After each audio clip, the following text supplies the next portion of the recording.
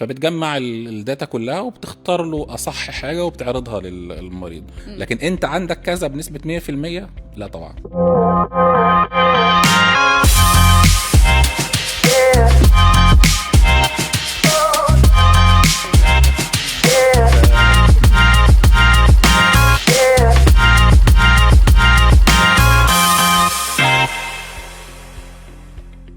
طيب حلو جدا يا دكتور. خلينا ندخل على بقى جانب مهم جدا في الحياة دلوقتي، والتطور والتكنولوجيا والحاجات اللي بتحصل والاي اي. احكي لي بقى دور الاي اي في التشخيص والعلاج في امراض الشرج والمستقيم.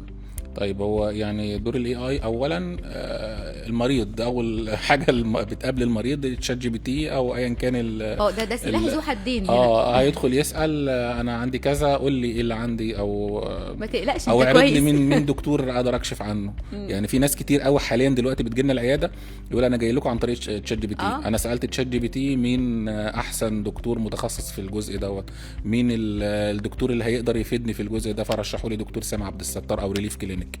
تمام. فدي نقطه كويسه. دي نقطه كويسه جدا وايجابيه جدا، ان هو بيدخل يسال على تخصص بيجاوب عليه. تمام. ده مريض بيسال اروح فين. في مرضى تانية بتسال اعمل ايه. في مرضى بقى تانية بتسال اعمل ايه. طبعا هو بيديله معلومات، يعني التطبيقات بتاعه الذكاء الاصطناعي او الاي اي معظمها بتجمع معلومات من البحث او اللي موجود على المواقع اللي موجوده على الانترنت. فبتجمع الداتا كلها وبتختار له اصح حاجه وبتعرضها للمريض. ففي الغالب يعني الاجابات بتبقى نوعا ما قريبه من الصح. تمام. بس طبعا محتاجه او التقنيات الحديثه او الابلكيشنز بتاعت الاي اي مش هتشخص المريض، يعني هو مش هيكشف على المريض. هو بيسمع كلام. طبعا هو خد معلومه وعرف هو يعني تقريبا عنده ايه او تقريبا يعمل ايه، بس دايما بيبقى في نصيحه كده في الاخر لازم تكشف. تمام. فهو كشف يبقى خلاص وصلنا ان شاء الله تشخيص كويس. بالنسبه بقى للتقنيات الحديثه ودورها في العلاج عندنا، طبعا كل التقنيات الحديثه او الاي اي مفيد جدا جدا وهيبقى ليه دور اكيد. ولحد دلوقتي لسه دور مش واضح قوي في المجال الطبي في بعض التخصصات زي تخصصنا، بس اكيد هيبقى ليه دور في يوم من الايام. تمام. حتى يمكن بيبقى دور تشخيصي، دور ارشادي في اختيار طريقه العلاج. تمام. بس يعني الاي اي هو اللي هيحدد طريقه العلاج، ما انا بقول لك ولا هو حاليا بمساعده الدكتور؟ هو اكيد طبعا الدكتور او مهنه الطب مش حدش هيقدر يستغنى عنها. ده اكيد طبعا. الدكتور هو اللي هيوجه. هو حاليا دلوقتي في تخصصي انا في تخصص جراحات الشرج المستقيم مش موجود، يعني الدور قليل قوي. مجرد ان احنا ممكن نرفع اشعه معينه بيكتب لنا تقرير عنها او يقول لنا حاجه معينه او ابحاث معينه، مش اكتر من كده يعني. في بعض الجراحات الروبوتيه دي بتستخدم في عمليات المناظير او عمليات القولون، استئصال اورام القولون او المستقيم. برضو يعني حاجات محدوده يعني. لكن في تخصصات تانية الاي اي دخل بقوه، وده المتوقع ان هو يدخل في مجالنا برضو يعني. يعني متوقع جدا. هو هيبقى جداً. مساعد للدكتور، هيساعده يشوف اوضح الصوره أكيد اوضح. طبعا زي ما قلت لك الدكتور ما يعني ان شاء الله من المهن اللي ما فيش حد هيستغنى عنها يعني.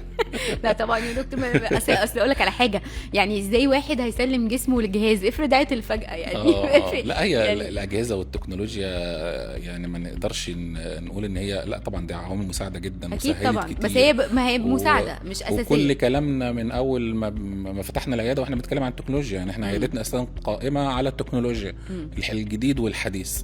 فلو في تقنيات حديثه بالاي اي بتساعد معانا في شغلنا اكيد 100% هنجربها ونستخدمها. اكيد طبعا. لا انا قصدي انه هي هتبقى اداه استخدام للدكتور، مش ان ما مش هي اللي هتشخص، مش هي اللي هتوصل يعني الدكتور بيتعامل، يعني احنا المريض ده جسد يعني روح بنتعامل معاها، مش اي حاجه هتتعامل معاها.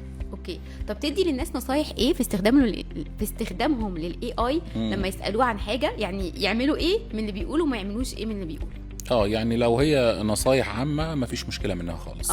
تمام. تعليمات عامه في الاكل والشرب وحاجات معينه للتنظيف والكلام ده كله ما فيش مشكله منها. لكن في التشخيص لا لازم دكتور. يعني ما يسمعش كلام اي اي يعني انت تشخص انت ممكن يكون عندك كذا دي ماشي اتقبلها، لكن انت عندك كذا بنسبه 100% لا طبعا. بس تمام. حلو جدا يا دكتور.